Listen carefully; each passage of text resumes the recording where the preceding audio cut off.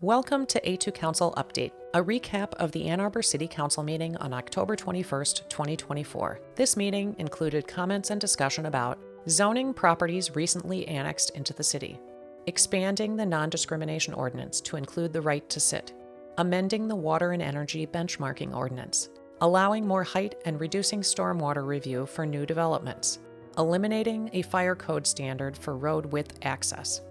This is the voting chart for the council meeting on October 21st, 2024. All agenda items were approved unanimously. Councilmember Briggs was absent. You can find this voting chart and more information about this meeting at A2Council.com. Like and subscribe if you would like to see more content like this. The meeting included an update from Matt Carpenter of the Ann Arbor Area Transportation Authority.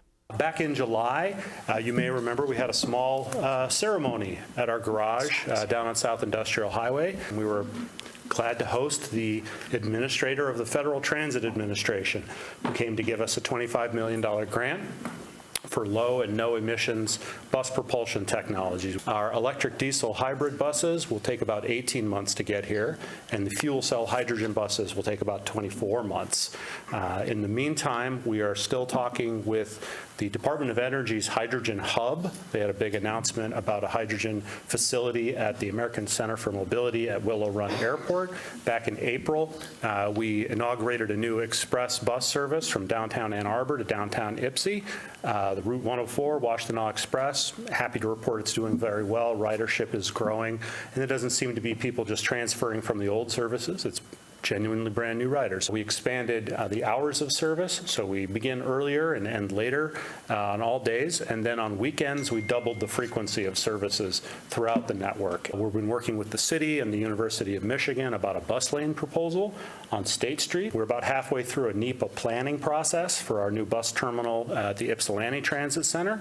We got the site kind of sorted out. Next, we're going to be working on the building over the winter. After introductory remarks, public comments, and staff explanations, Council discussed agenda items for about 8 minutes. 7 people signed up in advance to offer public comments. 3 people spoke to topics on the agenda.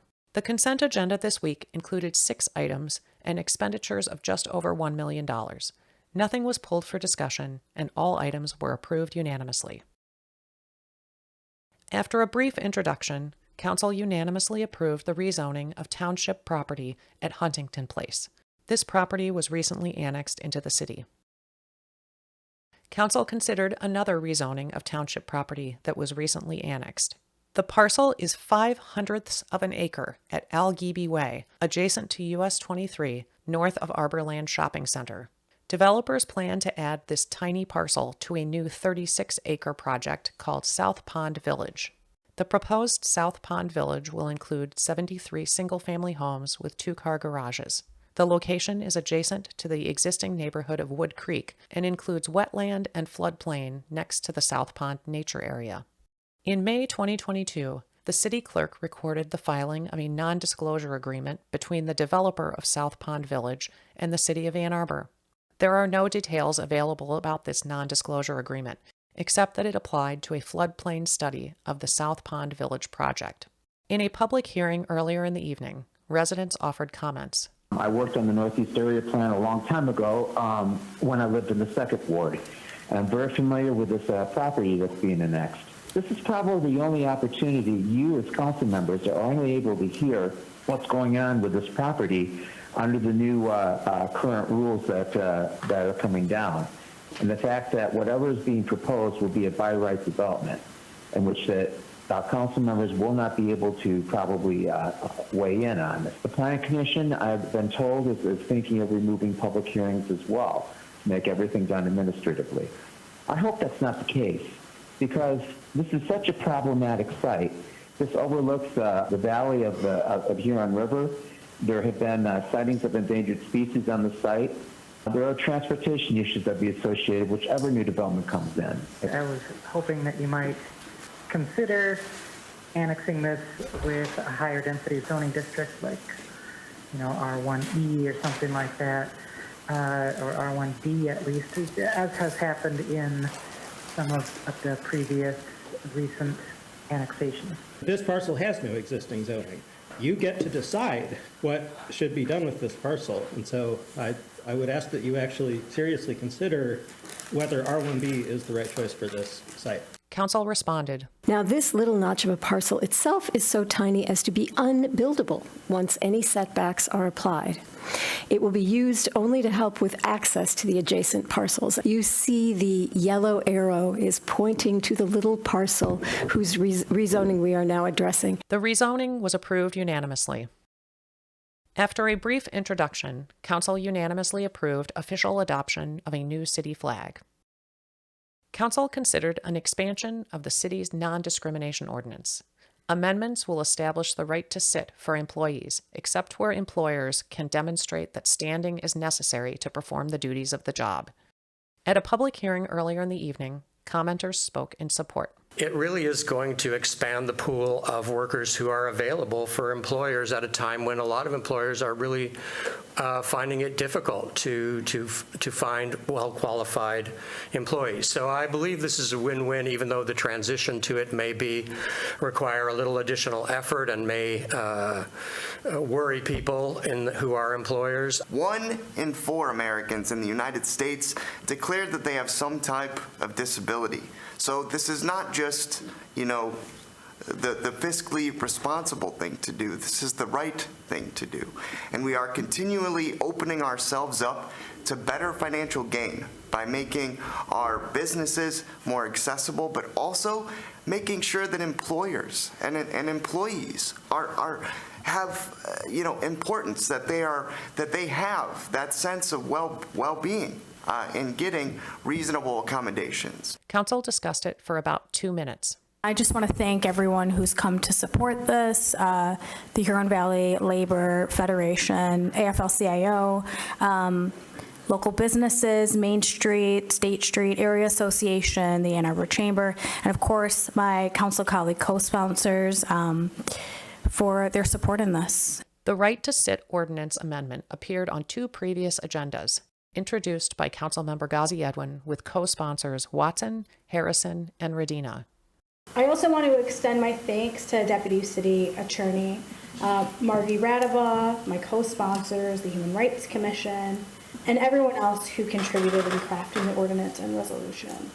I and others have been working on this initiative for almost a year. At this week's meeting, Councilmember Jen Iyer spoke for the first time about the amendment. My mother's nursing career was cut short because she got MS and was no longer able to work as a nurse. She took a job in retail. I visited her one day in the shop and I noticed that they had a stool for her to sit on. I just remember feeling so grateful that they had provided that accommodation for her. I would like to be added as a co-sponsor.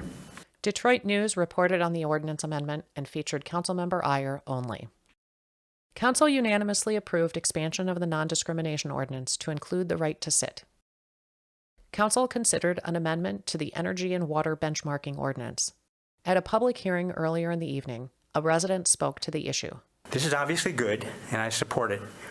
But I would appreciate perhaps some context around this change. There was no discussion at first reading, very little in Legistar. How many building owners have submitted a benchmarking report, and what percentage of those reports have included the proper information? Has there been any enforcement in terms of fines or legal action? Also, transparency is a critical element. This ordinance has been in effect for 3 years. It specifies, quote, beginning no later than December 1st, 2022, and every year thereafter, the manager shall make available on a publicly accessible website an annual report on the results of the benchmarking reports received, end quote. To my knowledge, I might be wrong, but I can't find such a report on the city's websites. To sum up, I support these revisions tonight and the ordinance, which I think is excellent. My main questions are, 1, how well have owners complied with the ordinance to date? 2, what enforcement actions, if any, has the city taken? 3, when will the city post its first annual report? And 4, when can we now expect to reach the 90% compliance goal? Without discussion, Council unanimously approved the ordinance amendments. Council then considered an amendment to the city code that will increase allowable height for new developments and eliminate a requirement for stormwater review. At a public hearing earlier in the evening, a resident spoke to the issue. Specifically, I want to talk about the elevating buildings in the floodplain language. Buildings in the floodplain may be elevated to bring the lowest floor above the floodplain and may exceed the height limit by the depth of the flood protection elevation. That's the language that's proposed to you. Given that federal and local policies say not to build new residential in the floodplain, and for very good reason, maybe we could tighten up that language. Hopefully you review that, make sure it's clear that we're talking about existing buildings and bringing them out of the floodplain as opposed to any new construction. And the last sentence could also use some clarification as well. Council discussed it for about 2 minutes. The major change that's made here is the change to height exceptions, and we're doing that because there are a number of things that increase the height of a building without providing additional inhabitable space. Those things include elevators, escalators, and stairwells, and the idea is that buildings in mixed-use, non-residential, and special-purpose zoning districts can have an additional 12 feet to accommodate those uses. The amendments were approved unanimously. Council considered an ordinance amendment that will delete a fire prevention standard previously adopted from the International Fire Code. The standard calls for 26 feet of road width in order to allow aerial fire trucks access to taller buildings. The city's fire prevention ordinance describes a process for requesting relief from these standards. The fire chief would review on a case-by-case basis and allow exemptions where there are practical difficulties, so long as public safety is secured. This week's proposed amendment will delete the standard entirely. Earlier in the meeting, a public commenter spoke to the issue. I just want to read a couple quotes because I'm really confused. We are continually finding there is not enough road width, especially within the Downtown Development Authority, to allow for these 26 feet along with protected bike lanes. So should we widen our roads, figure out what we can do to get the safe 26 feet? No. We should talk to people who know nothing about this topic, such as the Downtown Development Authority, City of Ann Arbor Transportation Unit, and the City of Ann Arbor Planning Unit, because they are in line that removing section D105.2 will address this conflict point. We are trading off not doing anything with the possibility that we are going to have people burned in tall buildings. This is just crazy. Council discussed it for 2 minutes. I would suggest that this is a balanced approach to looking at safety holistically. We know that wide roads are dangerous for people, and there are many things that we want to do to our roads to make them safe for everybody. Traffic crashes are a very high component of people being injured and killed. And so, I think what this does is instead of relying on a standard, it requires tight collaboration between staff to make sure that we're ensuring the proper fire access that is needed while we do what needs to be done to create safe infrastructure for people traveling in a variety of ways, and I trust staff to do that work. The amendment was approved unanimously at first reading. At a future meeting, it will be the subject of a public hearing and final approval at second reading. Council went into closed session for approximately 30 minutes to discuss a confidential legal memo. The meeting adjourned before 9 p.m. with no further public comment.